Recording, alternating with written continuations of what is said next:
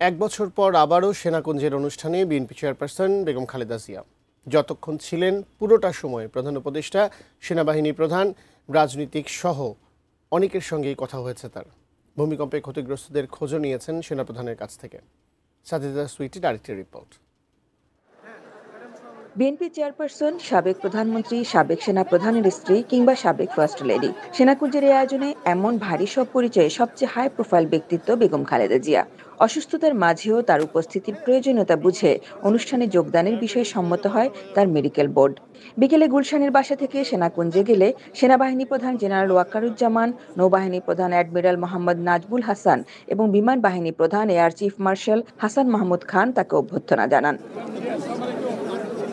প্রধান উপদেষ্টা ডক্টর মোহাম্মদ ইউনূসের সঙ্গে একান্ত আলাপ হয় তার। একসঙ্গে সশস্ত্র বাহিনী দিবসের সংবর্ধনা অনুষ্ঠান উপভোগ করেন। পুরো আয়োজনে সবারই আগ্রহের কেন্দ্রে তখন বেগম জিয়া। জামায়াত, এনসিপি সহ রাজনৈতিক দলের নেতারা একে একে দেখা করেন তার সঙ্গে। কুশল বিনিময়ের পরপর পুরনো বা নতুন রাজনীতিক সবাই খালেদা জিয়ার কাছে দোয়া চাইছিলেন। সন্ধ্যা ঘনিয়ে আসছে, মানে এবার ফেরার পালা। সেনাবাহিনী প্রধান নিজেই বিদায় দিতে আসেন বেগম জিয়ার গাড়ির কাছে।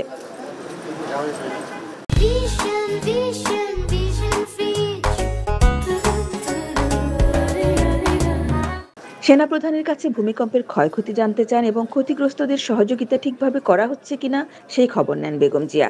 ভূমিকম্পের উৎপত্তিস্থল সহ ক্ষয়ক্ষতির ব্যাপারে সংক্ষিপ্ত তথ্য দিয়ে সেনাপ্রধান আশ্বস্ত করেন সর্বোচ্চ গুরুত্ব দিয়ে ব্যবস্থাপনা করছেন তারা। খালেদা জিয়া যেন দুশ্চিন্তা না করেন, বরং দোয়া করেন।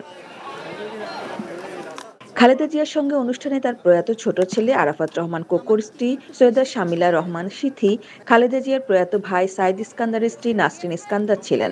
বিএনপি চেয়ারপারসনের গাড়ি বহরের সঙ্গে ছিলেন মহাসচিব মির্জা ফখরুল ইসলাম আলমগীর, বিএনপির স্থায়ী কমিটির সদস্য AZM জাহিদ হোসেন, খালেদা জিয়ার মেডিকেল বোর্ডের প্রধান অধ্যাপক শাহাবুদ্দিন তালুকদার। কারাভোগের পর গত বছরের সেনাকুঞ্জের অনুষ্ঠানেই প্রকাশ্যে এসেছিলেন খালেদা জিয়া। Sajida Sweety, ATN news, Dhaka.